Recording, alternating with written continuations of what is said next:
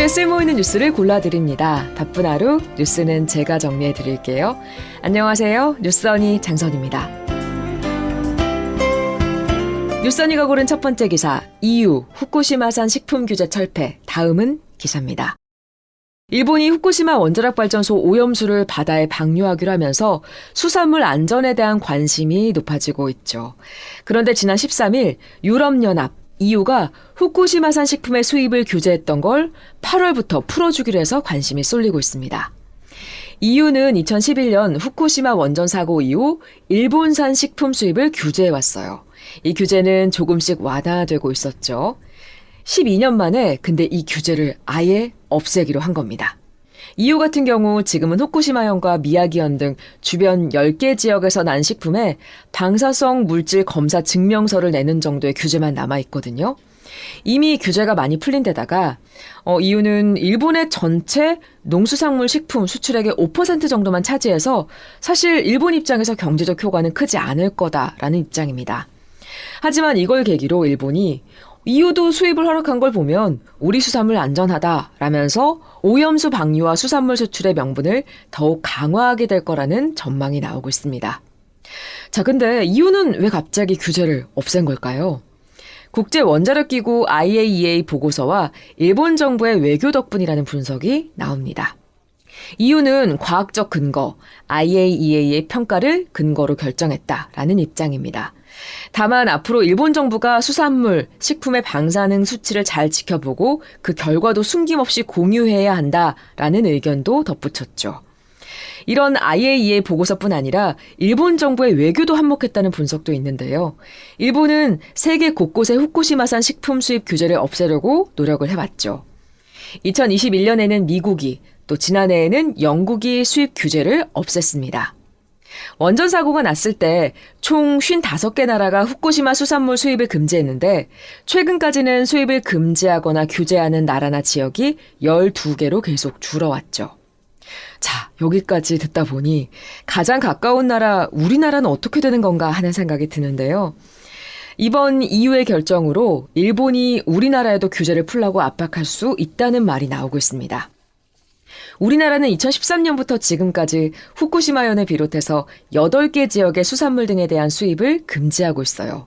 하지만 EU까지 수입 규제를 풀면서 수입을 금지하거나 규제하는 나라나 지역이 11개로 줄었고 앞으로 스위스, 노르웨이 같은 나라들도 EU 결정을 따르면 7개로 더 줄어들 예정입니다. 그러면 우리만 버티기 쉽지 않을 거란 이야기가 나오죠.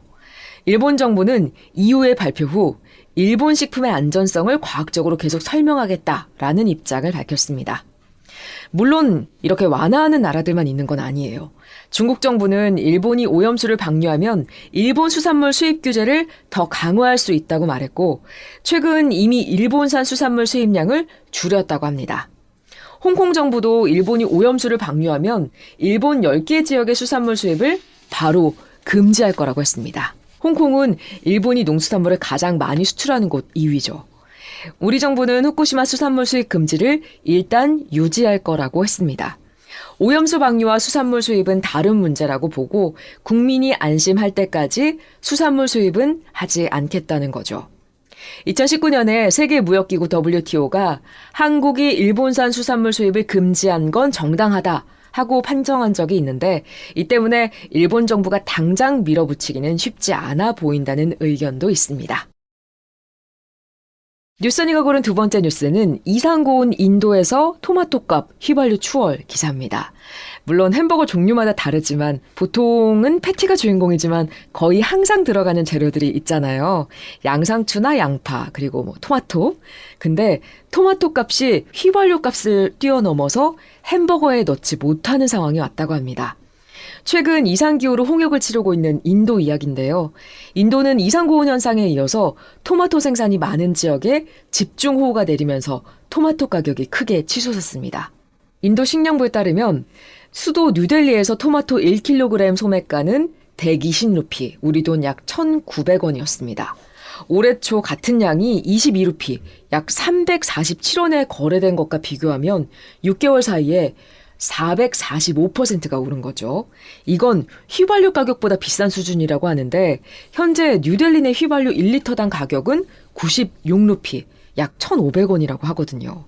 일부 지역에서는 연초보다 9배 급등한 곳도 있다고 하는데 토마토 가격 급등으로 맥도날드는 인도 일부 지역에서 햄버거를 비롯한 각종 메뉴에서 토마토를 빼기로 했습니다. 문제는 토마토가 양파와 함께 인도인의 식생활에서 빠질 수 없는 재료라는 거예요. 토마토 가격이 오르면 인도 가게의 밥상 물가 전반이 오르게 되는 거죠. 인도의 6월 소비자 물가지수는 1년 전보다 4.81% 오르면서 지난 5월 4.31%였는데 이것보다 0.5%포인트 이상 올랐습니다. 전문가들은 이 원인으로 토마토 가격 상승을 지적하고 있어요. 보고서에 따르면 6월 토마토 가격은 5월보다 127% 올랐는데 그 결과로 식품 가격이 전월 대비 2.18% 상승하고 전체 소비자 물가지수가 1% 넘게 상승했다는 거죠. 물론 토마토 가격 급등은 이 시기마다 인도에서 자주 벌어졌던 일이라고 해요. 그래서 그간의 경험에 비춰볼 때 이번 토마토 위기도 짧은 시간 내에 안정이 될 수 있다라는 시각이 많습니다. 토마토 없는 햄버거를 판매하는 맥도널드도 매년 식품업계가 우기 때마다 겪는 계절적인 문제다라는 설명을 내놨습니다. 물론 보고서 말대로 토마토 가격은 조만간 안정되겠지만 커지는 불안 요소가 있습니다. 기후변화로 인해 홍수, 가뭄이 빈번해지고 있다는 거죠. 특히 올해에는 적도 쪽 수온이 올라가는 엘니뇨가 4년 만에 다시 찾아왔습니다. 엘니뇨는 인도 경제에 치명적인 영향을 미쳐요. 인도는 6월에서 9월 우기 기간 중에 연중 강우량의 75%가 내립니다. 이 기간 비가 적게 내리거나 많이 내리면 농작물 생산에 큰 타격을 입게 되는데요. 엘니뇨는 우기 기간 동안 인도의 강수를 감소시키고 가뭄을 유발합니다. 엘니뇨는 인도 경제 전체에도 악영향을 미치게 되는데요. 농업은 인도 경제의 약 18%를 차지하고 있습니다. 기후변화로 농업에 타격을 입으면 농민들의 소득이 줄어들게 되죠. 또 이륜차나 트랙터 판매, 농약 같은 연관 제품들의 판매가 줄고 그럼 농민들이 받은 대출 상환도 어려워집니다. 결국 돌고 돌아 경제 전체에 부담을 주게 되는 거죠. 이런 기후위기는 비단 인도에만 해당하는 문제는 아니잖아요. 그리고 기후위기로 인한 피해는 단순히 날씨 변화에 그치는 게 아니라 식량 문제, 경제 문제까지 광범위한 영향으로 그 피해가 고스란히 우리에게 돌아오죠. 이런 안타까운 악순환을 매일 느끼게 되는 요즘입니다. 자, 뉴스언니가 준비한 소식은 여기까지입니다. 오늘 하루도 행복하세요.